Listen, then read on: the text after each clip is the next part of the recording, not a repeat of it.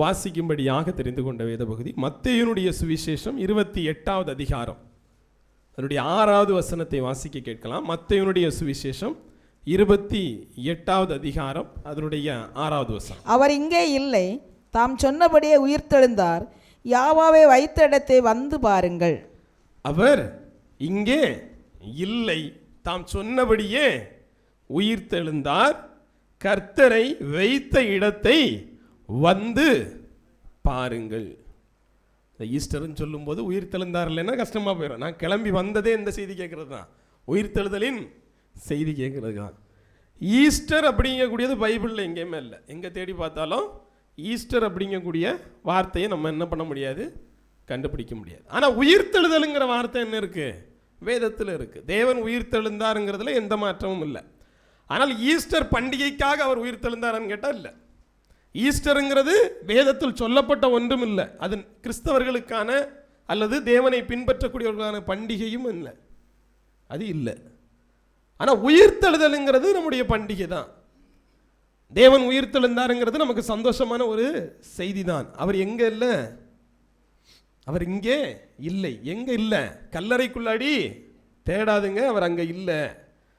வெறுமனே நீங்கள் வேதத்தில் இந்த செய்தி எப்படிப்பட்டதாக இருக்கும் அப்படின்னு பார்த்தீங்கன்னா, அவர்கள் போயிட்டு எல்லாருமே போய் முறையிடுவாங்க. இவர்கள் சீஷர்கள் அவருடைய உடலை எடுத்து கொண்டு போயிட்டு இவர் உயிர்த்தெழுந்தாருன்னு சொல்லிடுவாங்க. அதனால நீங்கள் என்ன பண்ணுங்க, காவல் போடுங்க. புரியுது இல்லையா? சீஷர்கள் இவங்க கூட இருக்காங்கல்ல, அவங்க போய் ராத்திரியோட ராத்திரி இவருக்கு உடம்பை எடுத்துகிட்டு போய் இங்கே ஒழிச்சு வச்சுக்கிட்டு இவர் உயிர்த்தெழுந்தாருன்னு சொல்லிடுவாங்க. அதனால நீங்கள் காவல் போடுங்க அப்படின்ட்டு. அதன்படி காவல் போடப்பட்டது, காவல் போடப்பட்டது. ஆனால் காவல் போடப்பட்ட போதும் உயிர்த்தெழுதல் நடந்தது. ஏன்னா இது சீஷர்களால் நடக்கிறது இல்லை, தேவனால் நடக்கிறது. அல்லேலூயா. இப்போ உயிர்த்தெழுதல் என்பது எது தடுத்தாலும், மனிதர்கள் தடுக்க நினைச்சாங்க இல்லையா, ஒரு 4 காவலை போட்டா தடுத்து நிறுத்திடலாம், இல்லை அவரை கொன்னுட்டா நம்ம என்ன பண்ணிடலாம், அவர் அடக்கம் பண்ணிட்டா, இப்படி பல திட்டங்கள் இருந்துச்சு. ஆனால் தேவனுடைய திட்டம் பெரிதானதாக இருந்துச்சு. அவர் உயிர்த்தெழ வேண்டும் என்பது அது முன்பே அறிவிக்கப்பட்டதாக இருந்தபடினால் அது என்ன செஞ்சு, அது நிகழ்ந்தேறியது. இப்போ இங்கே கேள்வி என்ன அப்படின்னு பார்த்தீங்கன்னா, தேவன் உயிர்த்தெழுந்தார். உயிர்த்தெழணும்னா என்ன பண்ணணும், முதல்ல இருக்கணும், பூமியில் இருக்கணும் இல்லையா, பிறக்கணும், அடுத்து வாழணும், தெரியணும்ல அடுத்தவங்களுக்கு, அடுத்து முக்கியமான விஷயம் சாகணும் இல்லையா. செத்திருந்தால் தான் என்ன பண்ண முடியும், உயிர்த்தெழ முடியும். அப்போ முதல்ல என்ன பண்ணியிருக்காரு, செத்துட்டாரு. செத்தவங்களை கொண்டு எங்கே வைப்பாங்க, அடக்கம் பண்ணணும் இல்லையா, கல்லறையில் வைக்கப்பட்டிருக்கணும். சரி, கல்லறையில் வச்சாச்சு. யேசுவாவை கல்லறையில் வச்சாங்களா? ஆமாம் வச்சாங்க. எப்படி வச்சாங்க, துணியாக சுற்றி, வழக்கமாக அங்கே என்ன முறையோ அதுபடி, எதுவும் ஸ்பெஷலாலாம் பண்ணல இல்லையா, துணியால் சுற்றி கல்லறையில் கொண்டு வச்சாச்சு. வச்சுட்டு மூடிட்டு வந்தாங்க. ரொம்ப முக்கியம், கல்லறையில் வச்சாச்சு இல்லை, அதோட முடிச்சுப்போம். அடுத்து என்ன கதை நடந்துச்சு, உடனடியாக உயிர்த்தெழுந்தாரா? ஒரு 3 நாள் எடுத்துக்கிட்டார் இல்லையா. உயிர்த்தெழுதல் உடனே நடக்கலை, செத்த உடனே நடக்கலை, கல்லறையில் வச்ச உடனே நடக்கலை. ஒரு 3 நாள் என்ன பண்ணியிருந்தாரு, அவருடைய உடல் எங்கே இருந்துச்சு, அந்த கல்லறைக்குள்ளாடி இருந்துச்சு. அடுத்து என்ன நடந்துச்சு, உள்ள 3 நாள் பாடி இருந்துச்சு இல்லையா. அடுத்து என்ன நடந்துச்சு, உயிர்த்தெழுதல் நடந்துச்சு. உயிர்த்தெழுதல் முடிஞ்சிச்சா? இப்போ உயிர்த்தெழுதல் முடிஞ்சிச்சா? இல்லை. அதுக்கப்புறம் என்ன நடந்துச்சு, உயிர்த்தெழுந்தாச்சு. அடுத்து என்ன நடந்துச்சு, பரலோகத்துக்கு போயிட்டாரா? இல்லை. எங்கே இருந்தார், பூமியில். எவ்வளவு நாள், 40 நாட்கள் பூமியில் காணப்பட்டார். அடுத்து என்ன நடந்துச்சு, பரலோக ராஜ்யத்திற்கு போனார். இப்போ ஒருவேளை இவர் பூமியிலேயே இருந்திருந்தா அது உயிர்த்தெழுதலா? ஒரு உயிர்த்தெழுதலுங்கிறது மரித்து உயிர்த்து பரலோகத்தில் போய் சேர்ந்தாதான் உயிர்த்தெழுதல் என்ன செய்து, நிறைவு பெறுது. ஒருவேளை கல்லறையிலே இருந்திருந்தால் அது உயிர்த்தெழுதல் இல்லை, உயிர்த்தெழுது பூமியிலேயே இருந்திருந்தாலும் அது உயிர்த்தெழுதல் இல்லை. அப்போ உயிர்த்தெழுந்து எடுத்துக்கொள்ளப்படுகிற போது தான் உயிர்த்தெழுதல் என்ன செய்து, நிறைவு பெறுது இல்லையா. இப்போ தேவன் மரிச்சிட்டாரு, கல்லறையில் கொண்டு போய் வச்சாச்சு. நீங்கள் சொன்னபடியே 3 நாட்கள் அவருக்கான வேலையை பார்த்தார் இல்லையா. வேதம் சொல்லுது, அவர் ஆவியெல்லாம் பிதா கையிலெல்லாம் கொண்டு போய் ஒப்பு கொடுக்கல, அவர் பாதாளத்தில் இருந்த ஆவிகளுக்கு போய் அவர் பிரசங்கம் பண்ணினார் அப்படின்னு சொல்லிட்டு வேதம் சொல்லுது. அந்த 3 நாள் முடிச்சு வந்த உடனே அவர் என்ன பண்ணியாச்சு, உயிர்த்தெழுந்தாச்சு. உயிர்த்தெழுந்ததுக்கு அப்புறம் ஒரு ஊழியம் இருக்கு. என்ன இருக்கு? ஒரு ஊழியம் இருக்கு. மரித்ததுக்கு அப்புறம் ஒரு ஊழியம் இருந்துச்சு மரித்தவர்களிடத்துல, இல்லையா? உயிர்த்ததுக்கு அப்புறம் ஒரு ஊழியம் இருந்துச்சு. அது உயிர்ப்பிக்கிற ஊழியமா இருந்துச்சு. அது எப்படிப்பட்ட ஊழியமா இருந்துச்சு? சீஷர்களிடத்துல போயிட்டு அவர்களை உயிர்ப்பிக்கக்கூடிய ஒரு ஊழியமாக இருந்துச்சு. இந்த ஊழியத்தை எல்லாம் நிறைவேற்றின பின்னாடி தான் அவர் என்ன பண்ணார்? எடுத்துக்கொள்ளப்பட்டார். வேதம் என்ன சொல்லுது அப்படின்னா, 1 கொரிந்தியர் 15வது அதிகாரம் 20 to 23 வரைக்கும் வாசிங்க. மேசியாவோ மரித்தோரிலிருந்து எழுந்து நித்திரை அடைந்தவர்கள் முதற்பலனானார். மனுஷனால் மரணம் உண்டானபடியால் மனுஷனால் மரித்தோரின் உயிர்த்தெழுதலும் உண்டாயிற்று. ஆதாமுக்குள் எல்லாரும் மரிக்கிறது போல மேசியாவுக்குள் எல்லாரும் உயிர்ப்பிக்கப்படுவார்கள். அவனவன் தன் தன் வரிசையிலே உயிர்ப்பிக்கப்படுவான். முதற்பலனானவர் மேசியா, பின்பு அவன் வருகையில் அவருடையவர்கள் உயிர்ப்பிக்கப்படுவார்கள். அவரவர்கள் தன் தன் வரிசையிலே உயிர்ப்பிக்கப்படுவார்கள். ஆனால் முதற் பேர் யாரா? மேசியா. இந்த வசனம் உண்மையா இருக்குன்னு நம்புறீங்களா நீங்க? நித்திரை அடைந்ததுல முதலாக உயிர் பெற்றது யாரா? மெசியா அப்படின்னு சொல்லிட்டு வேதம் சொல்லுது, இல்லையா? இது ஒரு இடத்துல இல்லை, பல இடத்துல சொல்லுது. கொலோசியர் 1:18 வாசித்திரலாம். அவரை சபையாகிய சரீரத்திற்கு தலையானவர், எல்லாவற்றிலும் முதல்வராய் இருக்கும்படி அவரை ஆதியும் மரித்தோரிலிருந்து எழுந்த முதற் பேருமானவர். மரித்தோரிலிருந்து எழுந்த முதற் பேருமானவர். இப்ப கேள்வி என்ன வருதுன்னா, இவர் எப்போ உயிர் தெழுந்தாரு? மரணத்தை எப்போ ஜெயித்தாரு? அதுக்கு முன்னாடி லாசரு எழுமுனானா இல்லையா? லாசரு எழுமுனாரா இல்லையா? லாசரு முதலாவது உயிர் தெழுந்தாரா இல்லை மெசியா முதலாவது உயிர் தெழுந்தாரா அப்படிங்கிற ஒரு கேள்வி இருக்கு. மரணத்தை அவர் ஜெயித்தது எப்போதான்? கல்லறைக்குள்ளாடி வச்சதுக்கு அப்புறம் தான். அதில் மாற்று கருத்தமே இல்லை. அவர் பாதாளத்துக்கு போய் பிரசங்கித்ததுக்கு அப்புறம் தான். அவர் உயிர் தெழுந்த பிற்பாடு தான் அது முதல் உயிர் தெழுதல். ஆனால் அதுக்கு முன்னாடி லாசரு என்ன பண்ணியாச்சு? மரணத்தை ஜெயித்தாரா இல்லையா லாசரு? இல்லையா? அப்போ இந்த வசனத்தின்படி முதலாவது உயிர் தெழுந்தது ஏறுங்கிற கேள்வி வருது. மெசியா தான் முதல்ல உயிர் தெழுந்தாரா இல்லை லாசரு முதல்ல உயிர் தந்தார்? லாசரு மட்டும் இல்லை, நீங்கள் 1 ராஜாக்கள் இருந்தே பார்க்கலாம், இல்லையா? முதல்ல எலியா என்ன பண்ணாரு? வாசிங்க 1 ராஜாக்களுடைய புஸ்தகம் 17:17 வாசிங்க. இவைகள் நடந்த பின்பு வீட்டுக்காரியாகிய அந்த ஸ்திரீயின் மகன் வியாதியில் விழுந்தான். அவனுடைய சுவாசம் போகும் மட்டும் அவனுடைய வியாதி அதிகரித்து கொண்டே இருந்தது. இது யார் அப்படின்னு தெரியும் இல்லையா? நம்ம சாரி பார்த்துட்டு இருக்காங்க இல்லையா? சாரி பார்த்துட்டு இருக்காங்க இல்லையா? போயாச்சு, வீட்டுக்கு போயிட்டு என்ன சொன்னாரு? பானையில் மாவு குறையாது, எண்ணெய் குறையாது, சந்தோஷமான செய்தி தான். ஆனால் இவைகள் நடந்ததுக்கு பிற்பாடு என்ன ஆயிடுச்சு? அவனுக்கு என்ன ஆயிடுச்சு? வியாதி வந்து அவன் என்ன பண்ணானா? விழுந்து போனான். வியாதி வந்து விழுந்து போனவன் என்ன ஆயிடுச்சு? தொடர்ச்சியா வாசிங்க. அப்பொழுது அவன் எலியாவை நோக்கி, தேவனுடைய மனுஷன், எனக்கும் உமக்கும் என்ன? என் அக்கிரமத்தை நினைக்க பண்ணவும் என் குமாரனும் சாக பண்ணவுமா என்னிடத்தில் வந்தீர் என்றால், அதற்கு அவன், உன் குமாரனை என்னிடத்தில் தா என்று சொல்லி அவரை அவள் மடியிலிருந்து எடுத்து தன் தங்கியிருந்த மேல் வீட்டிலே அவனை கொண்டு போய் தன் கட்டிலின் மேல் வைத்து, என் தேவனாக யாவா, நான் தங்கியிருக்க இடம் கொடுத்த இந்த விதவியின் மகனை சாக பண்ணினதினால் அவளுக்கு துக்கத்தை வருவித்தீரோ என்று யாவாவை நோக்கி கூப்பிட்டு அந்த பிள்ளையின் மேல் 3 தரம் குப்புற விழுந்து, என் தேவனாக யாவா, இந்த பிள்ளையின் ஆத்மா அவனுக்குள் திரும்ப வர பண்ணும் என்று யாவாவை நோக்கி விண்ணப்பம் பண்ணினான். எலியாவின் சத்தத்தை கேட்டார். பிள்ளையினுடைய ஆத்மா அவனுக்குள் திரும்பி வந்து அவன் பிழைத்தான். பாருங்க, இந்த இடத்துல பழைய ஏற்பாட்டிலே என்ன நடந்தாச்சு? செத்து போன ஒரு ஆள் மறுபடி உயிர்த்தெழுந்து வந்தாச்சு. ஆத்மா திருப்பி வந்துருச்சா இல்லையா? வந்தாச்சு. எலியா ஒரு ஆளை உயிர் கொடுத்துருந்தா எலிசா எத்தனை பேருக்கு உயிர் கொடுத்துருக்கணும்?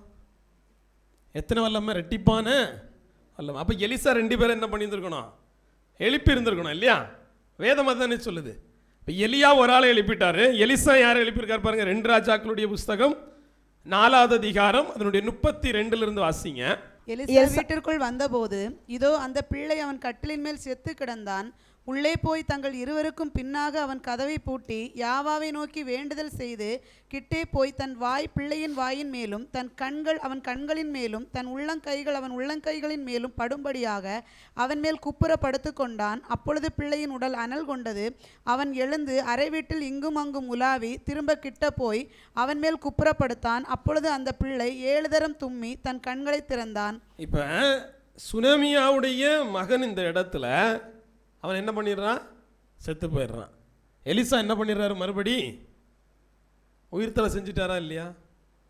இன்னொன்று, எலிசாவுடைய உடல் என்ன செஞ்சுருக்கோம்? அடக்கம் பண்ணப்பட்டிருக்கோம் இல்லையா? அந்த இடத்துல என்ன பண்ணுவாங்க? இன்னொரு உடலை அடக்கிற போது அந்த மரித்து போனவன் என்ன பண்ணுவான்? மறுபடி உயிர் பெறுவான். இதெல்லாம் உயிர்த்தெழுதலா இல்லையா? மரித்தவர்கள் மறுபடி கடந்து வரக்கூடிய உயிர்த்தெழுதலின் சம்பவத்தை எலியா செய்தாரா? ஆமாம் செய்தார். எலிசா செய்தாரா? 2 முறை செய்தார் இல்லையா? யாஷ்வா இந்த உலகத்தில் வாழுகிற போது லாசருவை என்ன பண்ணிட்டாரு? உயிரோட எழுப்பி விட்டார். அதுக்கப்புறம் நம்ம சொல்லிக்கிட்டு இருக்கோம், அதுக்கப்புறம் தான் அடிக்கப்படுறாரு, அதுக்கப்புறம் தான் அடக்கம் பண்ணப்படுறாரு. அவரை பார்த்து நீர் தான் என்ன பண்ணிரு? உயிர்த்தெழுந்ததில் முதல் நாள், மரணத்தை ஜெயித்ததில் முதல் நாள்னு. இதை எப்படி நம்ப முடியுது? இதுக்கு அப்புறமும் உயிர்த்தெழுதல் நடந்துச்சா? நிறைய பேர் நடந்துச்சு. அப்படி தானே?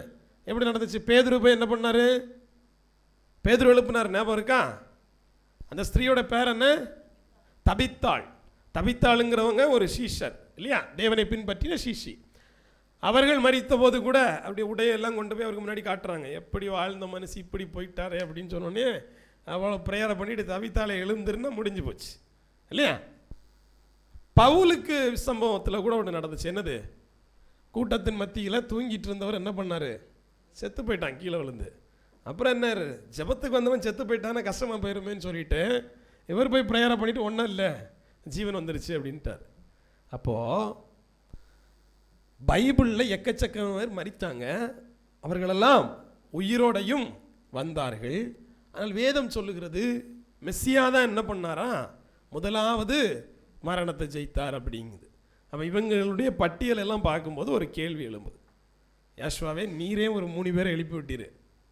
லாசரு அந்த சின்ன பிள்ளையை பார்த்து என்ன சொன்னார்? எழும்புமா அப்படின்னாரு இல்லையா? சிறு பெண்ணே எழுந்துரு, முடிஞ்சு. இப்படி பல வேலையை நீரே பார்த்தீரே.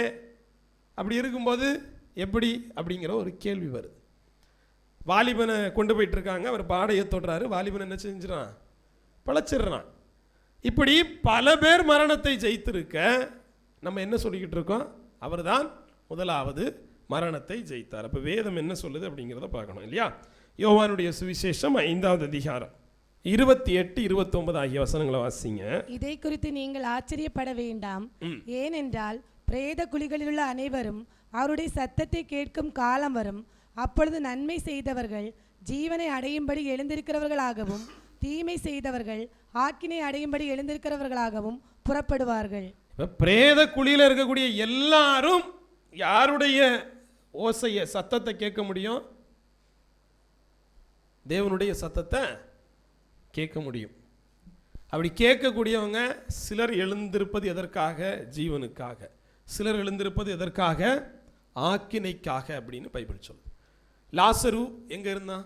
செத்து 4 நாள் ஆயிடுச்சு. செத்து போன ஒருத்தன் யாருடைய ஓசையை கேட்டான்? தேவனுடைய ஓசையை கேட்டான்.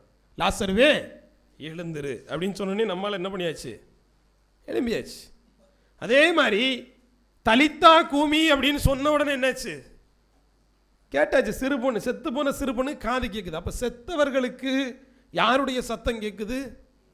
தேவனுடைய சத்தம் கேட்குது. கேட்கறது மாத்திரமில்ல, செத்தவனால் என்ன பண்ண முடியுது? அந்த வார்த்தைக்கு கீழ்ப்படியவும் முடியுது இல்லையா? இது இப்படியே இருக்கட்டு, நம்ம இன்னும் அடுத்த ஒரு டாபிக் போனோம். இப்போதைக்கு நமக்கு தெரிஞ்சது செத்தவங்களுக்கு யாருடைய வார்த்தை கேட்கும்? தேவனுடைய சத்தம் கேட்கும். தேவன் நினைச்சா செத்தவனை எழுப்ப முடியும் இல்லையா? இப்போ பாருங்க, செத்து போனவனை என்னைக்குனாலும் எழுப்புவார். இங்கே இருக்க எல்லாரும் ஒரு நாள் சாவீங்கல்ல, எல்லாரையுமே அவர் என்ன பண்ணுவார்? ஒரு நாள் எழுப்புவார். எழும்புற எல்லாருக்கும் 2 விஷயம் நடக்கும். சிலர் ஜீவனுக்காக, சிலர் ஆக்கினைக்காக. எல்லாரும் செத்ததுக்கு அப்புறம் ஒருக்கா எழும்புவீங்க. பிரேத குழியில் இருக்கிற எல்லோரும் அவருடைய சத்தத்தை கேட்கும் காலம் வரும். செத்து போன எல்லாரும் கடவுளுடைய சத்தம் கேட்கும்போது எலும்புன்னு சொன்னால் எலும்பிதான் ஆகணும். எலும்பு படுத்தது போதும் எலும்பு அப்படின்னா எலும்பணும். எலும்புனதுக்கு அப்புறம் என்ன வேலை உண்டு? எதுக்கு நியமிக்கப்பட்டிருக்குமோ அங்கே போகணும் இல்லையா? இதுதான் வேதம் சொல்லுது. இப்படி செத்து போன எல்லாருக்கும் தேவ சத்தம் கேட்டுச்சு, அவர்கள் எழும்பினார்கள். அப்படி இருக்க தேவனை எப்படி முதல் உயிர்த்தெழுதல் அப்படின்னு நம்ம சொல்றது அப்படிங்கிறதுனோட தான் நம்ம போறோம் இல்லையா? இப்போ யோவானுடைய சுவிசேஷம் 11வது அதிகாரம் அப்படி 44வது வசனத்தை வாசிக்கிற போது, அப்பொழுது மரித்தவன் வெளியே வந்தான். அவன் கால்களும் கைகளும் பிரேத சீலைகளினால் கட்டப்பட்டிருந்தது. அவன் கால்களும் கைகளும் பிரேத சீலைகளினால் கட்டப்பட்டிருந்தது. அவன் முகமும் சீலையால் சுற்றப்பட்டிருந்தது. யாஷுவா அவர்களை நோக்கி இவனை கட்டவிழ்த்து விடுங்கள் என்றார். இது யாரை பத்தி பேசுறோம்? லாசரு. எந்த லாசரு? உயிர்த்தெழுந்த லாசரு. எந்த லாசரு? உயிர்த்தெழுந்த லாசரு. உயிர்த்தெழுந்த லாசரு இப்ப எப்படி இருக்காரு? பிரேத சீலையால் கட்டப்பட்டு இருக்கார். எதுல எல்லாம் கட்டியிருக்காங்க? கை காலிலே பிரேத சீலைகள் கட்டப்பட்டு இருக்கு. அப்ப லாசருக்கு கை கால் இருக்கா? முதல்ல இருக்கு. கை கால் இருக்குல்ல? கை கால் உடைய லாசரு, கட்டப்பட்ட லாசரு, அதே சரீரத்தோடு வந்த லாசரு உயிர்த்தெழுந்தாராங்கிறது கேள்வி. பிரேத சீலை அவன் மேல இருந்துச்சு, கை கால் இருந்துச்சு, அதே சரீரம் இருந்துச்சு. அவன் உயிர்த்தெழுந்தானா அப்படிங்கிறது தான் என்னது கேள்வி. லாசரு மறுபடி செத்தாரா சாவல்லையா? இந்த சிறு பெண்ணு செத்துச்சா இல்லையா?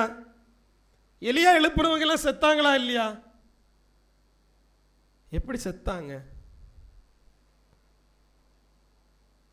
அப்போ சாவுக்கு எதுவாக விதைக்கப்படும், சாகாமையாக எழுந்திருக்கும். அதுதான் என்னது? உயிர்த்தெழுதல். சாவுக்குரியதாக விதைக்கப்பட்டு சாகாமையாக எழுந்திருந்தால் அது உயிர்த்தெழுதல். இவர்கள் சரீரம் எல்லாம் சாவுக்குரியதாக விதைக்கப்பட்டது, சாவுக்குரியதாகவே எழுந்திருந்தது. அங்கிருந்து சாவு மாறி போகல, கை கால் மாறி போகல, பிரேத சீலை மாறி போகல. இன்னும் லாசருட்ட என்ன சொல்றாரு? லாசருவாலேயே அந்த பிரேத சீலையை சுத்தி வைக்க முடியல. என்ன சொன்னாரு? நீங்க போய் அவருக்கு பிரேத சீலையெல்லாம் என்ன பண்ணுங்க? அவிழ்த்து விடுங்க, பாவம் வெளியே வரட்டு இல்லையா? அப்ப இதுக்கும் இவர்கள் எல்லாருடைய உயிர்த்தெழுதலுக்கும் தேவனுடைய உயிர்த்தெழுதலுக்கும் ஒரு வித்தியாசம் இருக்கு. இவர்களெல்லாம் உயிர்த்து எழுந்தார்கள் என்று சொல்லி எந்த வசனமும் சொல்லவில்லை. ஏன்னா அது உயிர்த்தெழுதலே இல்லை. இவர்களெல்லாம் உயிர்த்து எழுந்தார்கள் என்று சொல்லி எந்த வசனமும் சொல்லவில்லை. காரணம், அதெல்லாம் உயிர்த்தெழுதலே இல்லை. உயிர்த்தெழுதல் என்பது போன சரீரத்தோடு திருப்பி வாரதில்லை. ஒரு முறை உயிர்த்தெழுந்துட்டு மறுபடி சாவுறது இல்லை உயிர்த்தெழுதல்.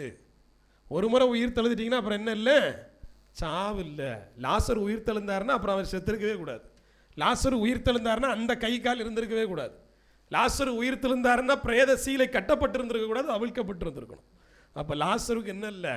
உயிர்த்தெழுதல் நடக்கல. அப்படியே பாருங்க, இங்கே என்ன நடந்துச்சு? மெசியாவை கட்டி வச்சிருந்த பிரேத சீலைகளை யாரு கட்டவிழ்த்து விட்டது?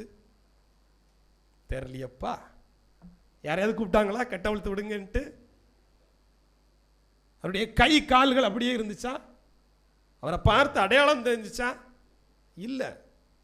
ஏன்னா அவர் அதே சரீரத்தோடு வரல. உயிர்த்தெழுதலின் சரீரம் என்பது இந்த மாம்ச சரீரம் இல்லை. அதனாலதான் அவர்தான் முதலாக மரணத்தை ஜெயித்தார். லாசரு மரணத்தை ஜெயிக்கல.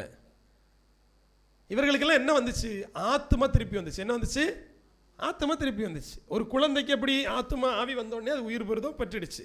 ஆனால் அது மறுபடியும் எதுக்கு தான் விதைக்கப்பட்டிருக்கு? மரணத்துக்கு தான் விதைக்கப்பட்டிருக்கு. இவர்கள் மரணத்தை ஜெயித்தவர்கள் அல்ல. இவங்க எல்லாம் என்ன பண்ணாங்க பாருங்க.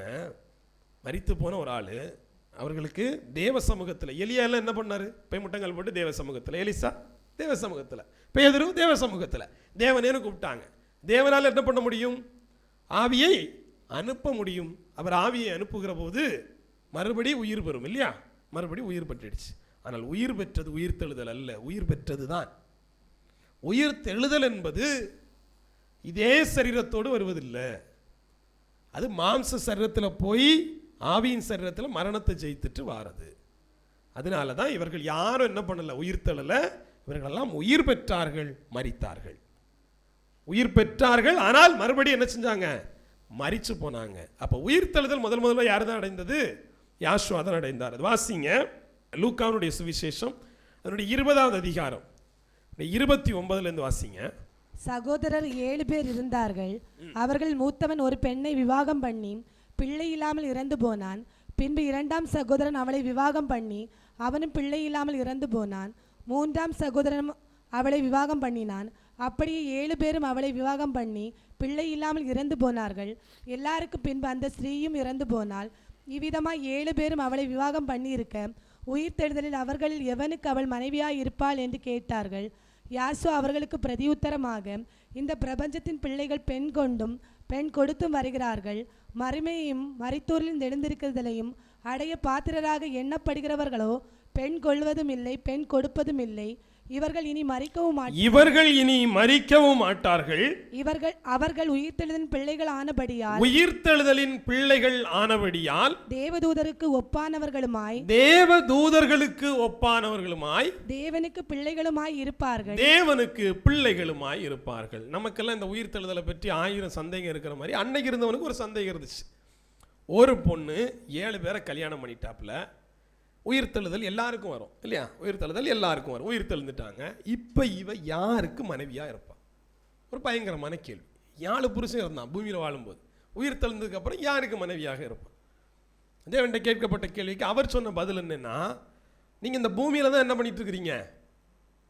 கொள்வனையும் கொடுப்பனையும் இருக்கு. உயிர்த்தெழுதலுக்கு அப்புறம் அது என்ன இல்லை, எதுவுமே இல்லை. அதோட அவர் முடிக்கல. அப்புறம் தான் உயிர்த்தெழுதலுக்கு டெஃபினிஷன் கொடுக்குறாரு. உயிர்த்தெழுந்தவன் அவன் என்ன பண்ண மாட்டான், மறுபடி அவன் மரிக்க மாட்டான். அவன் தேவ தூதனை போல் இருப்பான். அவன் தேவனுடைய பிள்ளையாக இருப்பான். அப்போ இங்கே என்ன இல்லை, திருப்பி மரணம் வரக்கூடாது. ஒன்று, லாசரு திருப்பி மரணம் வந்துச்சா? வந்துச்சு. தேவதூதனை போல இருந்தானா? இல்லை, மறுபடியும் அதே சரீரம் தான், அதே கட்டப்பட்டவன் தான், அதே பூமி தான், அதே பாவம் தான் இல்லையா? எப்படி தான் இருந்துச்சு? வாலிபனை கொண்டு போய் அடக்கம் பண்ண கொண்டு போனாங்க. வாலிபனை தொட்டார், பாடையை தொட்டார், வாலிபன் பழச்சார், சந்தோஷம். அப்புறம் செத்தானா இல்லையா? செத்தான். அப்போ இவர்களெல்லாம் என்ன பண்ணல, உயிர்த்தெழல. வேதம் சொல்லுகிறது உயிர்த்தெழுந்தவன் மறுபடி மரிக்க மாட்டான். அவன் எப்படிப்பட்டவனா இருப்பான்? அவன் தேவ தூதனை போல இருப்பான். இப்போ இந்த இடத்துல தான் நீங்கள் உயிர்த்தெழுதலுடைய சாயலை பார்க்கணும். யாரை பார்க்கணும்? தேவனை பார்க்கணும். வாசிங்க யோவானுடைய சுவிசேஷம் 20வது அதிகாரம் 6-7 ஆகிய வசனங்கள். யோவான் 20:6-7 ஆகிய வசனங்கள். சீமோன் பேதுரு அவனுக்கு பின்னே வந்து கல்லறைக்குள்ளே பிரவேசித்து சீலைகள் கிடக்கிறதையும் அவருடைய தலையில் சுற்றி இருந்த சீலை மற்ற சீலைகளுடனே வைத்திராமல் தனியே ஒரு இடத்திலே சுருட்டி வைத்திருக்கிறதையும் கண்டான். யாரு சுருட்டி வச்சது? லாசரு பத்திரம் என்ன சொன்னோம்? யாராவது ஒருத்தர் என்ன பண்ணு, அவிழ்த்து விடுங்க. இங்க என்ன இல்லை, அதுவே அவிழ்ந்திருக்கு, அதுவே சுத்தி வைக்கப்பட்டிருக்கு இல்லையா? இப்போ இங்கே யாருடைய உதவியும் தேவையில்லை. உயிர்த்தெழுதல்ல தேவன் உங்களை உயிர்ப்பிச்சார்னா இன்னொரு மனிதனுடைய உதவி தேவையில்லை. தேவனுடைய உதவி மட்டுமே போதுமானது உயிர்த்தெழ. ஆனால் இந்த உயிர் பெற்றவர்களுக்கு மறுபடியும் யாருடைய உதவி தேவைப்பட்டுச்சு? பூமியில் இருந்த மனிதர்களுடைய உதவிகள் அது தொடர்ச்சியாக தேவைப்பட்டுச்சு. உறங்கி விழுந்தவனெல்லாம் உயிர்த்தெழுந்துன்னு சொன்னால் எப்படின்னு பாருங்கள். சபையில் ஒருத்தன் உறங்கி விழுந்து செத்து போனான். அவன் எல்லாம் உயிர்த்தெழுதல் அடைகிறான்னா அப்போ நீங்களாம் உயிர்த்தெழுதலில் போயிருவீன்னு ஒரு சந்தோஷம் வந்துடும்ல. அதனால தான் அவர் சொல்கிறார் இதெல்லாம் என்ன இல்லை, உயிர்த்தெழுதலே கிடையாது. 19வது வசனம் வாசிங்க. வாரத்தின் முதல் நாள் ஆகிய அன்றைய தினம் சாயங்கால வேளையிலே சீசர்கள் கூடியிருந்த இடத்தில் யூதர்களுக்கு பயந்ததினால் கதவுகள் பூட்டி இருக்கையில் யாசுவா வந்து நடுவே நின்று உங்களுக்கு சமாதானம் என்றார். என்னன்னா உயிர்த்தெழுந்துட்டார் இல்லையா? கதவு பூட்டி இருந்துச்சான், ஆள் உள்ள வந்துட்டார். உயிர்த்தெழுந்த தேவன் கதவு பூட்டப்பட்டு இருந்துச்சு, ஆனா அவர் என்ன பண்ணியிருக்காரு? உள்ள வந்துட்டார். அப்ப அதே கை கால் இருந்திருக்கும்னு நினைக்கிறீங்களா? இங்க என்ன நடந்துச்சு? ஒரு மறுரூபம் நடந்துச்சு, ஒரு டிரான்ஸ்ஃபர்மேஷன் நடந்திருக்கு. அந்த கையோட வரல, அந்த காலோட வரல. இவர் என்ன பண்ணார்? மறுரூபத்தோடு வந்தார். லாசரு மறுரூபத்தோடு வந்தாரா? இல்லை, அதே கை, அதே கால், அதே கட்டப்பட்ட நிலைமை. இதுதான் ரெண்டுக்குமான வேறுபாடு. அப்போ தேவன் உங்களை உயிர்த்தெழ செய்வார். அன்னைக்கு உங்களுக்கு என்ன இருக்கும்?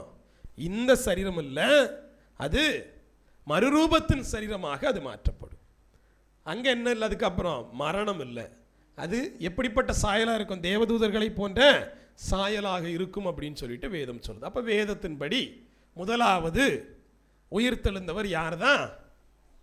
யாசுவா தான். அப்படி சொல்லிட முடியுமா? இப்போ எலியா யாரு? அப்படிதானே? அப்படி சொல்லிட முடியுமா? மரணத்தை ஜெயித்தவர் அப்படிங்கிற லிஸ்ட் எடுத்தோன்னா எல்லாம் செத்து போனாங்க, திருப்பி வந்தாங்க. எலியாவும் தானே மரணிக்கவே இல்லையே. அப்போ எப்படி அப்படி சொல்லிட முடியும் இல்லையா? அப்போ இது கொஞ்சம் கஷ்டமான கதை தான், எல்லாத்தையும் பார்க்க வேண்டியதாக. பைபிளில் இருக்கா இல்லையாங்க? உயிர்த்தெழுதலை பற்றி பார்க்கும்போது எலியா என்ன பண்ணியிருக்காரு? மரணத்தை ஜெயித்தாரா? எலியா செத்து போனாரா? அப்போ முதலாவது மரணத்தை ஜெயித்தது யாரு? அப்படித்தானே?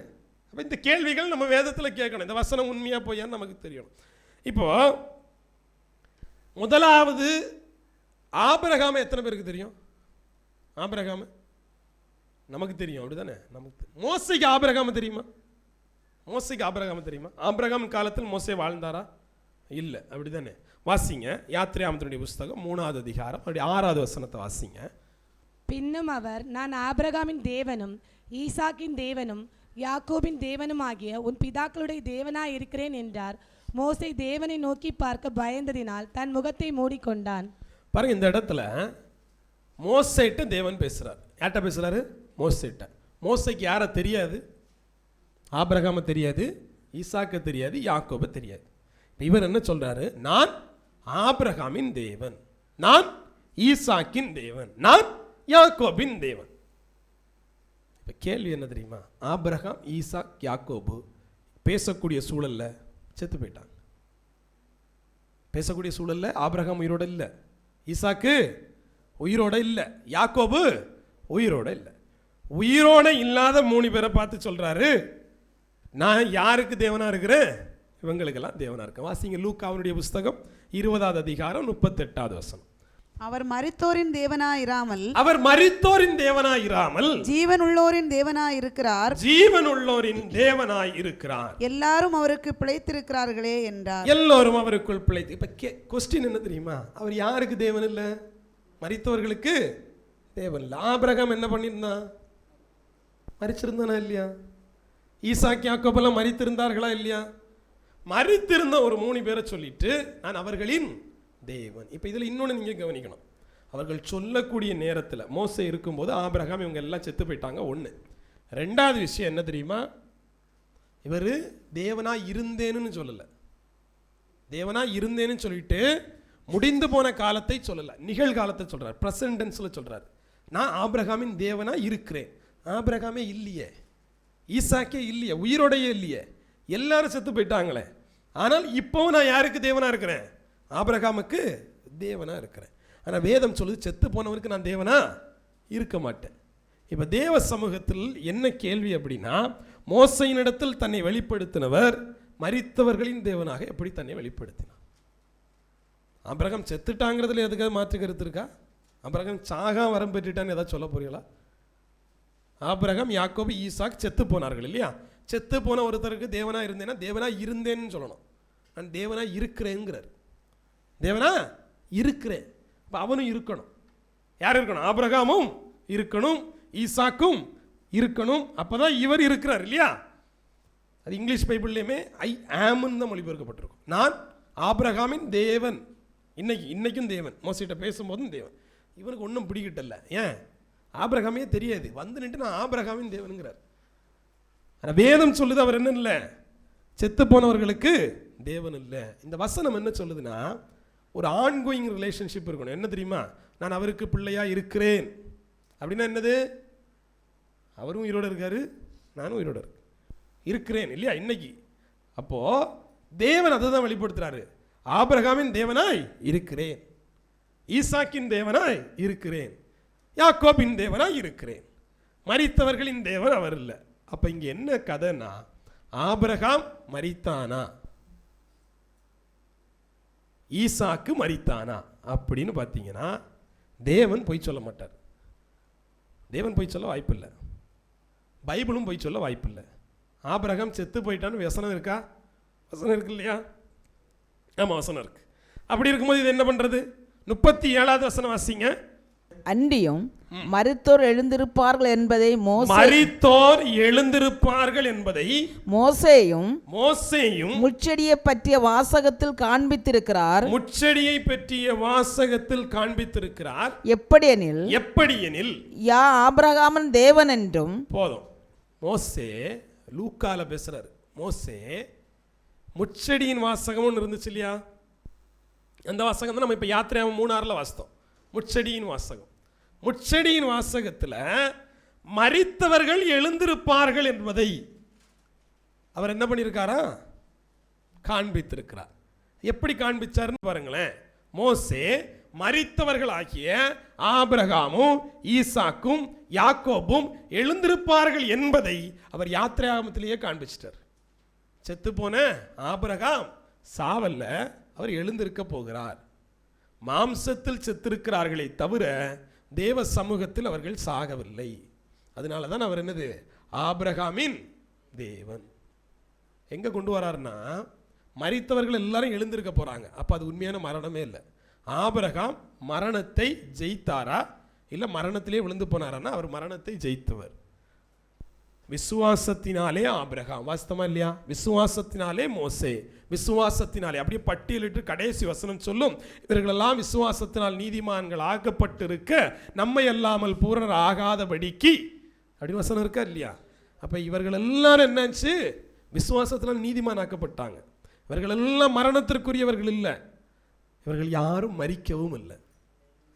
அதைதான் மோசே தன்னுடைய வாசகத்தில் எப்படி சொல்றாரா? மரித்தவர்கள் எழுந்திருப்பார்கள் என்பதை அவர் முட்செடியின் வாசகத்திலேயே அவர் சொல்லிட்டார். எங்க? யாத்திரையாம் புஸ்தகத்திலே சொல்லிட்டார். எப்படி சொல்லிட்டாரு? செத்து போன ஆபிரகாமின் தேவன், ஈசாக்கின் தேவன், யாக்கோபின் தேவன். காரணம், அவர் மரித்தோரை உயிர்ப்பிக்கிற தேவன். அவர் எப்படிப்பட்ட தேவன்? மரித்தோரை உயிர்ப்பிக்கிற தேவன். ஆபிரகாமை உயிர்ப்பிக்கிறார், ஆனபடினால் அவர் ஆபிரகாமின் தேவன். ஈசாக்கை உயிர்ப்பிக்கிறார், அவர் ஈசாக்கின் தேவன். அப்புறம் அவர் மரித்தவர்களின் தேவன் அல்ல, அவருக்குள்ளாடி எல்லோரும் பிழைத்திருக்கிறார்கள். அதான் அந்த வசனம் சொல்லி அவருக்குள் எல்லோரும் பிழைத்திருக்கிறார்கள். யார்? ஆபிரகாமும் அவருக்குள் பிழைத்திருக்கிறான், ஈசாக்கும் அவருக்குள் பிழைத்திருக்கிறான். பாருங்க, மோசே இந்த வசனத்தை எழுதுகிற போது ஆபிரகாம் செத்து போனான் பூமியில், ஆனால் அவன் உயிரோடு இருக்கிறான் இல்லையா? அவன் உயிரோடு இருக்கிறான். இதே இதை அப்படியே ஆபிரகாம்கிட்ட போய் கேட்கணும். ஆபிரகாம் என்ன? லூக்கா 16:31. அதற்கு அவன், அவர்கள் மோசேக்கும் தீர்க்கதரிசிகளுக்கும் செவிகொடாவிட்டால், அவர்கள் மோசேக்கும் தீர்க்கதரிசிகளுக்கும் செவிகொடாவிட்டால், மரித்தோர்ந்து ஒருவன் எழுந்து போனாலும் நம்ப மாட்டார்கள் என்று சொன்னார் என்றார். நம்ப மாட்டார். சொன்ன ஆள் யாரு? இந்த வசனத்தை சொன்ன ஆள் யாரு? யார் சொன்ன ஆள் யாரு? ஆபிரகாம். யாரு சொன்னா? ஆபிரகாம் செத்து போயிட்டான் இல்ல? இந்த வசனத்தை சொன்ன ஆளு ஆபிரகாம். ஆபிரகாம் சொல்றாரு, முதல்ல மோசே சொன்னார் இல்லையா? யாரை பத்தி சொன்னாரு? செத்து போன ஆபிரகாமை பத்தி சொன்னார். இப்ப இங்க மோசே சொல்றாரு, யாரை பத்தி சொல்றாரு? ஆபிரகாம் சொல்றாரு, யாரை பத்தி சொல்றாரு? செத்து போன மோசேயை பத்தி சொல்றாரு. என்ன தெரியுமா சொல்றாரு? மோசேயும் தீர்க்கதரிசிகளும் அங்கு உண்டு அப்படின்னு சொல்லிட்டார். மோசேயும் தீர்க்கதரிசிகளும் அங்கு உண்டு. சொல்லக்கூடிய ஆள் யாரு? ஆபிரகாம். ஆபிரகாம் சொல்லும் போது மோசே செத்து போயிட்டானா இல்லையா? மோசே செத்து போயாச்சு. செத்து போன மோசே எங்க உண்டா?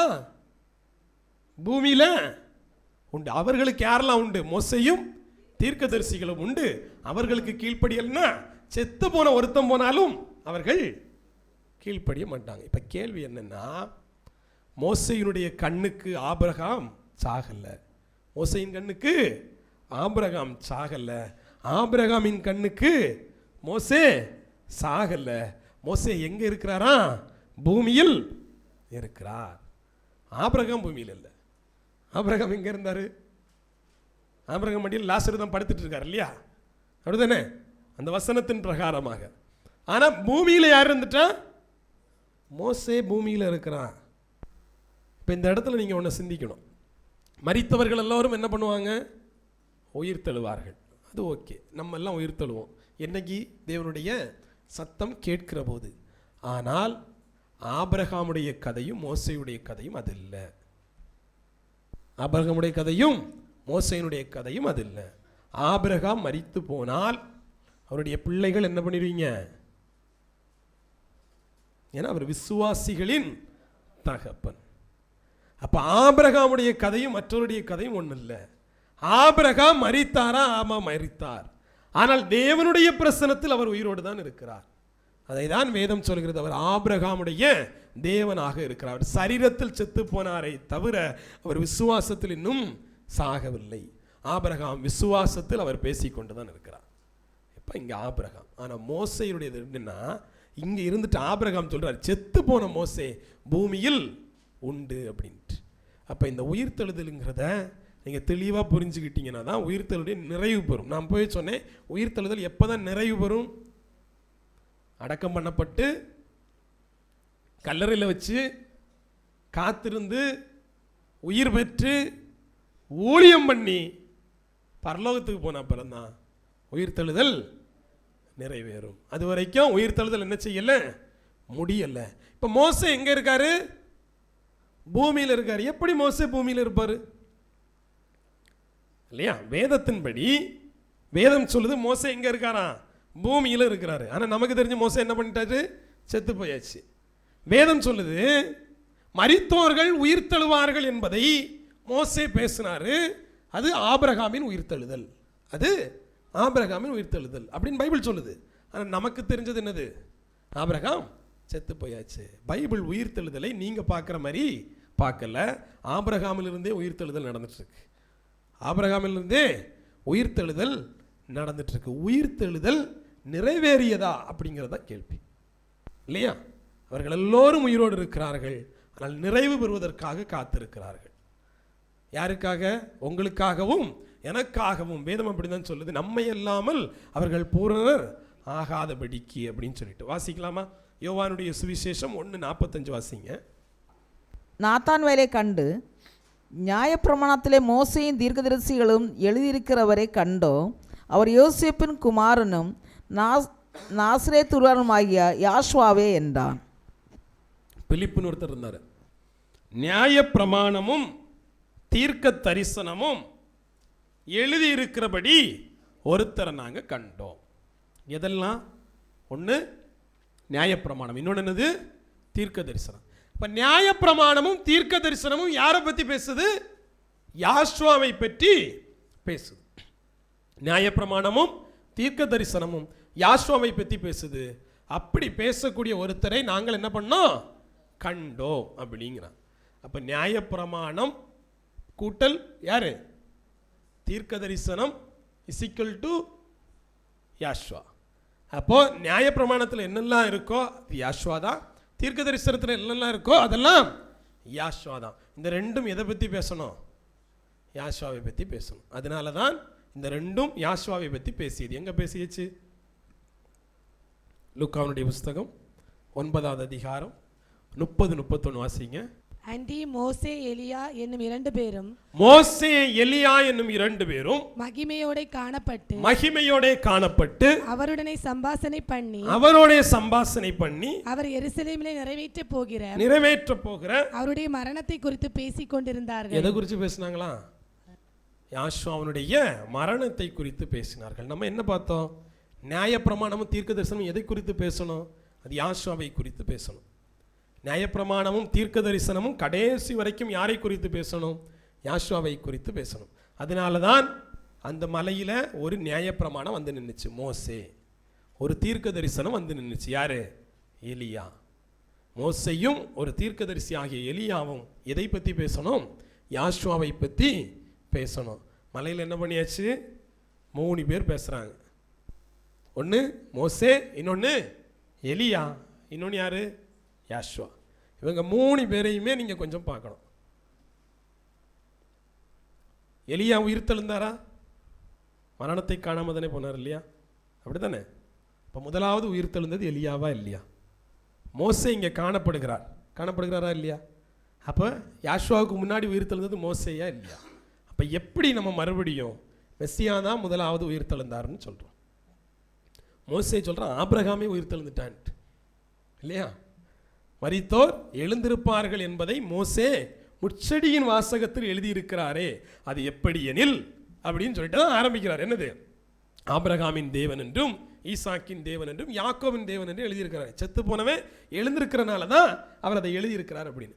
இப்போ என்ன கேள்வி வருதுன்னா, மறுபடி யார் தான் முதல்ல உயிர்த்தெழுந்தா அப்படிங்கக்கூடிய ஒரு கேள்வி வருது. வாசிக்கலாமா? பிலிப்பியருடைய புஸ்தகம் 3வது அதிகாரம் 21வது வசனம்.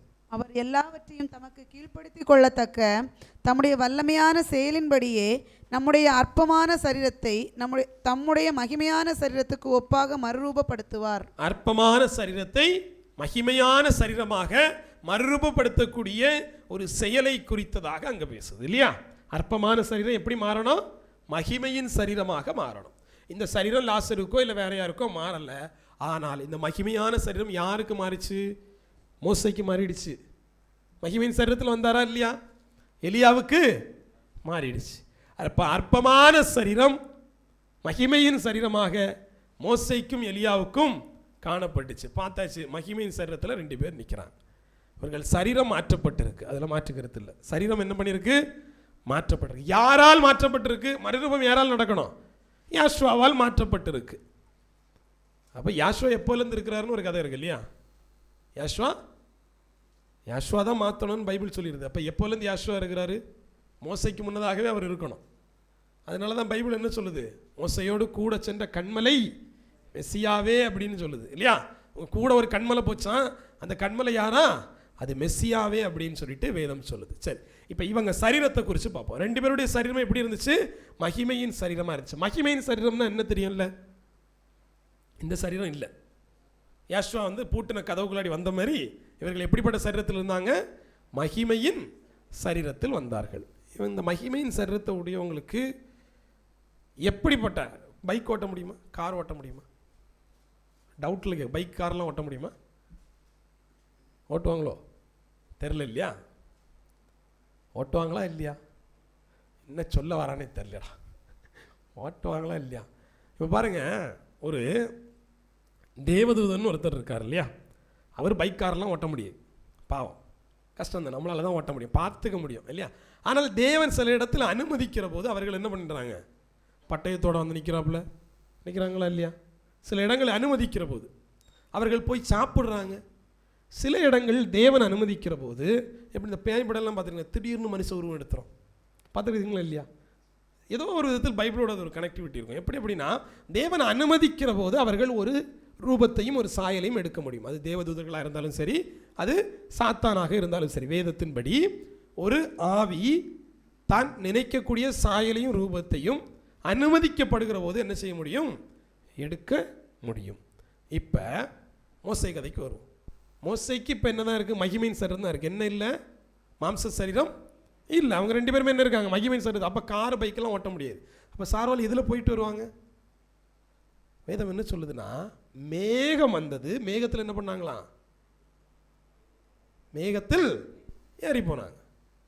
கிளியர் தானே? மேகத்தில் ஏறி போனாங்க. மேகத்தில் ஏறி போனாங்களா? பரலோகத்துக்கு போனாங்களா? மேகத்தில் ஏறி போனாங்க. திருப்பியும் சொல்கிறேன், மோசேயும் எலியாவும் மேகத்தில் ஏறி போனார்களே தவிர பரலோகத்துக்கு என்ன செய்யலை? ஏறி போகல. மோசேயும் எலியாவும் பரலோகத்துக்கு போயிட்டாங்கன்னா மெஸ்ஸியா வருவதற்கு முன்னதாக யார் வரணும்? யாஷ்வா இந்த உலகத்தில் இருக்கிறாரு. அவர்கிட்ட போயிட்டு எலியா எங்கே அப்படின்னு கேட்குறாங்க. அவர் என்ன சொல்றார்? எலியா வந்தாயிற்று. அவர் யாரை பற்றி சொன்னார்? யோவான் ஸ்நானகரை பற்றி சொன்னார். அவர் இந்த உலகத்தில் வருகிற போது எலியா வந்தால் தான் அவர் வர முடியும். அதனால தான் யோவான் ஸ்நானகன் பிறந்து 6 மாதம் கழித்து அவர் பிறந்தார். இனி அவர் இந்த உலகத்தில் வருவாரா இல்லையா? அப்போ எப்பெல்லாம் மெஸ்ஸியா வராரோ அதுக்கு முன்னாடி யார் வரணும்? எலியா வரணும். எலியாவை நீங்கள் வானத்துக்கு அனுப்பிட்டீங்கன்னா கஷ்டமாக போயிருமா இல்லையா? பரலோகத்துக்கு அனுப்பிட்டீங்கன்னா கஷ்டமாக போயிருமா இல்லையா? அப்போ அவருடைய ஊழியம் என்ன செய்யலை? இன்னும் முடியவே இல்லை. எலியாவின் ஊழியம் இன்னும் முடியவே இல்லை. அதனால நம்மளால் என்ன பண்ணிட்டு இருக்காப்புல? யார் இறங்கி மேகத்தோட விளையாடிக்க எங்கே போக முடியாது? பூரணமாக போய் எங்கே போயிட முடியாது? பரலோக ராஜ்யத்துக்கு போக முடியாது. புரியுதா இல்லையா? அப்போ எலியா மேகத்தில் ஏறிக்கொண்டான், மோசே மேகத்தில் ஏறிக்கொண்டார்களே தவிர அவர்கள் பரலோக ராஜ்யத்திற்கு போகவில்லை. இப்போ நம்ம ஒருவேளை பரலோகத்தில் தான் அநேக வாசஸ்தலம் உண்டு இல்லையா? இவங்களுக்குன்னு தனியாக ஏதாவது ரூம் ஒதுக்கி கொடுத்துட்டாங்க போல இல்லையா? அப்படி ரூம் ஒதுக்கி கொடுத்துட்டு இருந்தா வசனம் பொய்யாயிரம். என்னது? வானத்துக்கு ஏறினவரும் இறங்கினவரும் யார் தான்? முதல்ல நம்மளுங்கிறதுங்கிறது தப்பாக போயிடும். அப்போ இவங்களை எங்கே கொண்டு போக முடியாது? தம்பி, உன்னை பரலோகத்துக்கெல்லாம் கொண்டு போக முடியாது. நீ என்ன பண்ணு, இங்கே உனக்கு ஒரு ஊழியம் இருக்கு. யாருக்கெல்லாம் ஊழியம் இருக்கு? மகிமையின் சரீரத்தை கொண்ட மோசேக்கும் ஊழியம் இருக்கு, மகிமையின் சரீரத்தை கொண்ட எலியாவுக்கும் ஊழியம் இருக்கு. அதனால தான் நம்மால் என்ன பண்ணா, மேகத்தில் போயிட்டு இருந்தான். சரி, இப்போ இருக்கட்டு.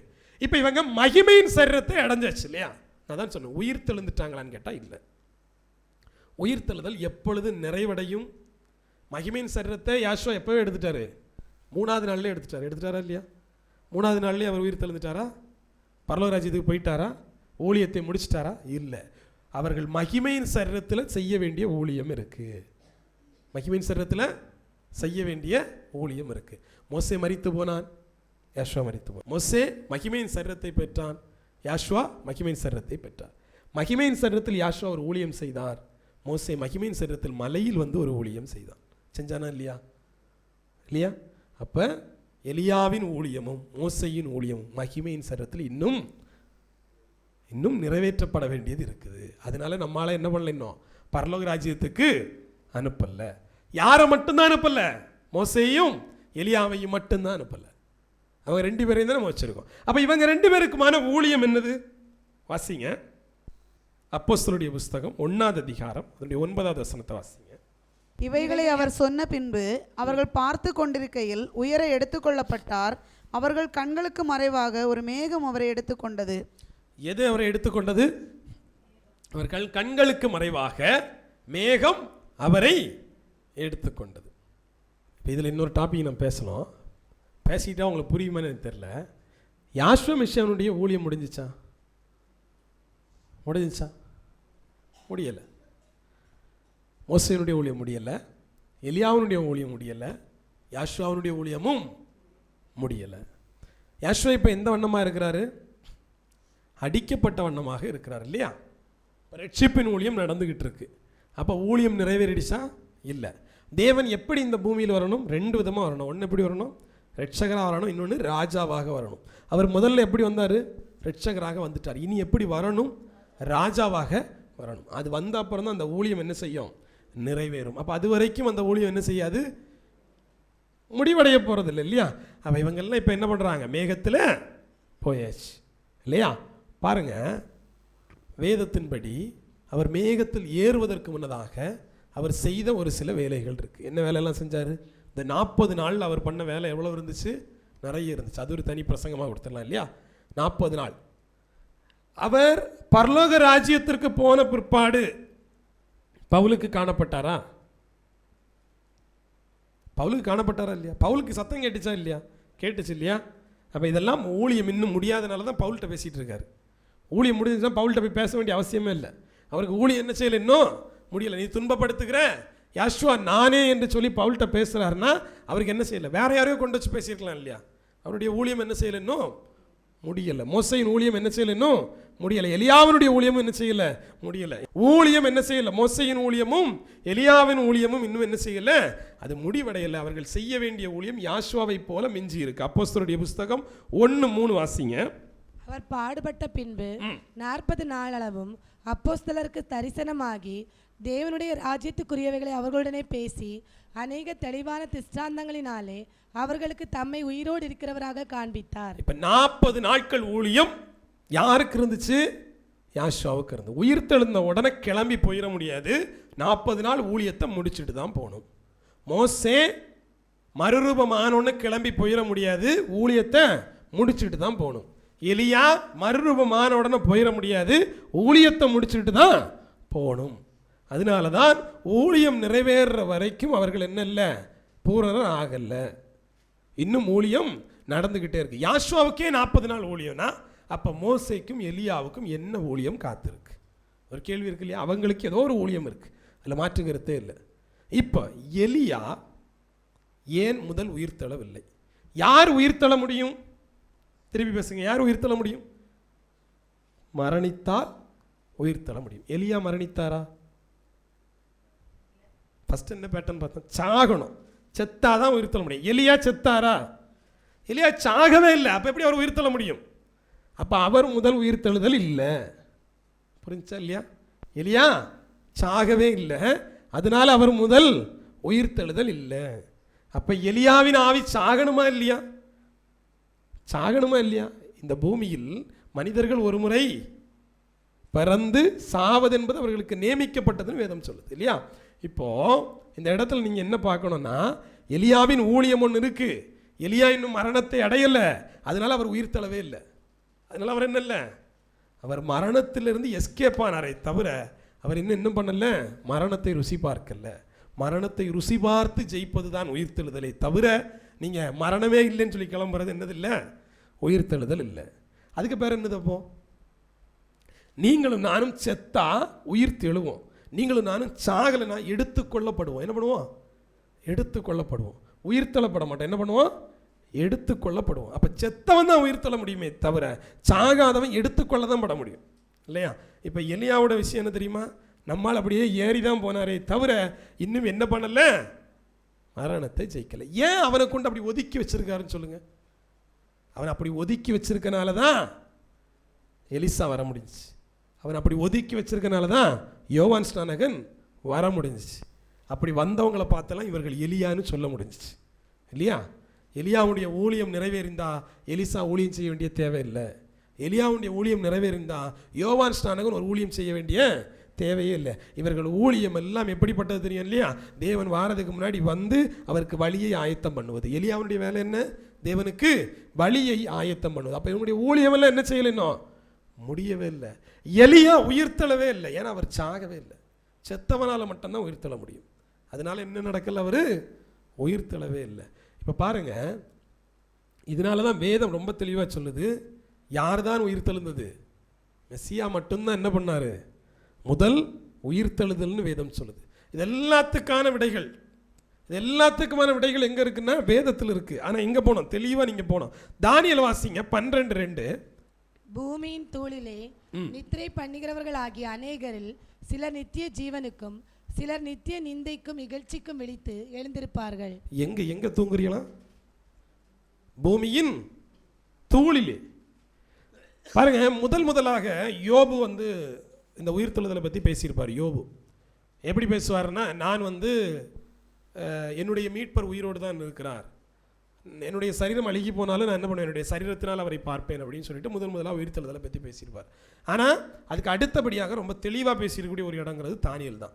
தானியேலில் என்ன தெளிவாக பேசியிருப்பார்னா, நீங்களாம் எங்கே படுத்துட்டு இருக்கிறீங்க? பூமியினுடைய புழுதியில் படுத்து கொண்டு இருக்கிறீங்க. உங்களெல்லாம் ஒரு நாள் என்ன பண்ணுவார், அவர் எழுப்புவார். எழுப்பி என்ன பண்ணுவார், சிலரை நியாய தீர்ப்புக்கும் சிலரை ஜீவனுக்குமாக அவர் நியமித்திருக்கிறார். இங்கே இருக்க எல்லாருக்குமானது. அதுதான் தானியேல் பேசுவார் இல்லையா? தானியேலுங்கிற ஒரு தீர்க்கதரிசி, அவருக்கு அது வெளிப்படுத்தப்பட்டிருக்கும். அப்போ நீங்களாம் எங்கே படுத்துக்கிட்டு இருக்கிறீங்க? பூமியின் மனுஷா, நீ மண்ணா இருக்கிற, எங்கே போவேன்? மண்ணுக்கே போயிடுவேன், உங்களை அனுப்பிடுறாங்க, செத்து போயிடுறீங்க. இந்த பூமியில் படுத்துக்கிட்டு இருப்பீங்க. ஒரு நாள் தேவ சத்தம் உங்களை எழுப்பும். எல்லாரும் எழும்புவாங்க, பாவியோ பரிசுத்தவானோ எல்லாரும் எழும்புவாங்க. எழும்புகிறவர்கள் எங்கே போகணுங்கிறது தீர்மானிக்கப்படும். ஒருவேளை உங்களை எழுப்பி எங்கே போக சொல்லுவாருங்கிற ஒரு கேள்வி இருக்கு இல்லையா? உங்களுக்கும் தேவனுக்கும் உறவு இருந்தால் மட்டும்தான் என்ன நடக்கும், நித்திய ஜீவனை நீங்கள் அடைய முடியும். இப்போ யாஷுவா யாரு அப்படிங்கிறத வேதம் சொல்லுது பாருங்க. யோவானுடைய சுவிசேஷம் 11ஆம் அதிகாரம் 25ஆவது வசனம். யாஷுவா அவளை நோக்கி, நானே உயிர்த்தெழுதலும் ஜீவனுமாய் இருக்கிறேன், என்னை விசுவாசிக்கிறவன் மரித்தாலும் பிழைப்பான். எப்படி? நானே உயிர்த்தெழுதலும் ஜீவன். நான் உயிர்த்தெழுவேன்னு சொல்லலை. என்ன சொல்லல? நானே உயிர்த்தெழுதலும் அப்படின்னு என்ன அர்த்தம்? அவர் மட்டும்தான் உயிர்த்தெழுதல். இன்னொரு ஆள் உயிர்த்தெழணும்னா அவருக்கு யாருக்கு உதவி வேணும்? இந்த உயிர்த்தெழுதல் வேணும். இப்போ மெஸ்ஸியா உங்கள்கிட்ட இருந்தால் மட்டும்தான் நீங்கள் என்ன பண்ண முடியும், உயிர்த்தெழ முடியும். ஏன்னா அவர் தான் உயிர்த்தெழுதல். அவர் மூலமாக உயிர்த்தெழுதல்னு இல்லை, அவர் தான் அந்த உயிர்த்தெழுதல். அப்போ அவர் உங்கள்கிட்ட இருந்தால் மட்டும்தான் நீங்கள் என்ன பண்ண முடியும், உயிர்த்தெழ முடியும். அவர் தான் ஜீவன். அவர் உங்கள்கிட்ட இருந்தால் மட்டும்தான் நீங்கள் என்ன பண்ண முடியும், ஜீவனடைய முடியும். செய்திங்கிறது ரொம்ப பெருசு.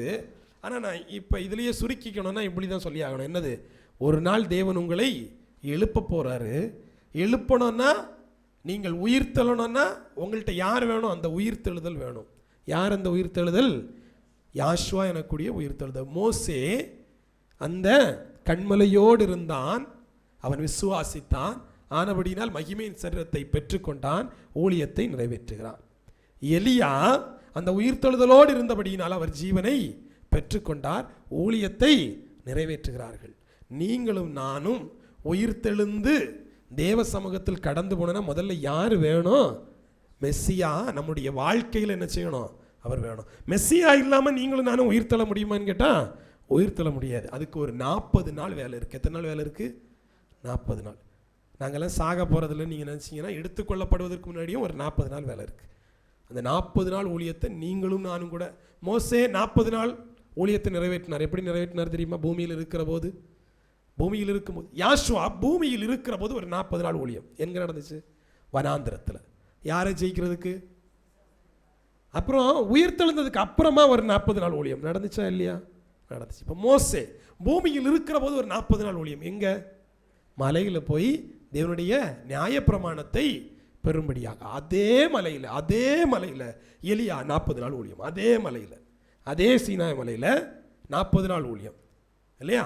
தேவ சமூகத்தில் அந்த மலையில் 40 நாள் ஊழியம். கண்மலையை நோக்கியதான ஒரு 40 நாள் ஊழியம். உங்களுடைய வாழ்க்கையிலும் என்னுடைய வாழ்க்கையிலும் கூட ஒரு 40 நாள் ஊழியத்தை நீங்கள் நிறைவேற்றினாதான் தேவ சமூகத்தில் எதையாகிலும் பெற்றுக்கொள்ள முடியும். மோசே எதை பெற்றுக்கொண்டான்? நியாயப்பிரமாணத்தை பெற்றுக்கொண்டான். எலியா எதை பெற்றுக்கொண்டான்? தீர்க்க தரிசனத்தை பெற்றுக்கொண்டான். எலியா அந்த மலையில் போய் நின்றுட்டு நான் மட்டும்தான்ப்பா இருக்கிறேன்னு சொல்லும்போது, என்னால் முடியாது நான் செத்துருவேன்னு சொல்லும்போது தேவன் என்ன பண்ணார் தெரியுமா? தீர்க்க தரிசனத்தை அந்த இடத்துல நிறைவேற்ற ஆரம்பித்தார். நீ போய் எலிசாவை உன்னுடைய ஸ்தானத்தில் அபிஷேகம் பண்ணு, நீ போய் யெகூவை ராஜாவாக மாற்று. இதெல்லாம் எங்கே வச்சு சொல்கிறாரு? 40 நாட்கள் அந்த மலையில் தான் அவனுடைய தீர்க்க தரிசனம் நிறைவேற்றப்படுது. அவனுடைய இடத்துல இன்னொரு ஆளை எடுப்பக்கூடியதும் அதே மலையில் தான் நடக்குது. மோசைக்கும் அதே தான். அவனுடைய கரத்தில் நியாயப்பிரமாணம் இந்த 40 நாள் ஊழியத்தை முடிச்ச அப்புறம் தான் என்ன செஞ்சு கொடுக்கப்பட்டுச்சு. அதே போல் நீங்களும் நாளும் ஒரு 40 நாட்கள் ஒரு ஊழியம் இருக்குது. அதை நிறைவேற்றினா மட்டும்தான் தேவ சமூகத்திலிருந்து நீங்கள் பெற்றுக்கொள்ள முடியும். தேவ சமூகத்திலிருந்து பெற்றுக்கொண்ட எலியாவும் தேவ சமூகத்திலிருந்து பெற்றுக்கொண்ட மோசையும் மட்டும்தான் மகிமையின் சரீரத்தை அடைய முடிஞ்சு. எல்லாரும் மகிமையின் சரீரத்தை என்ன பண்ண முடியாது? அடைய முடியாது. மகிமையின் சரீரத்தை அடைந்தவர்கள் மட்டும்தான் எடுத்துக்கொள்ளப்படுதல் என்ன பண்ண முடியும்? பிரவேசிக்க முடியும். நீங்களும் நானும் எடுத்துக்கொள்ளப்படுதல் பிரவேசிக்க வேண்டும் என்று சொன்னால் பூமியில் செய்ய வேண்டிய ஊழியம் ஒன்று இருக்கிறது. அந்த ஊழியத்தை நிறைவேற்ற ஆரம்பியுங்கள். அது 40வது நாள் என்ன செய்யும்? பூர்த்தி அடையும். அன்று தேவன் உங்களுக்கான ஆசீர்வாதத்தை உங்களுக்கு கட்டளையிடுகிறவராக இருக்கிறார். தேவ சமூகத்தில் ஒப்பு கொடுத்து ஜெபிப்போம்.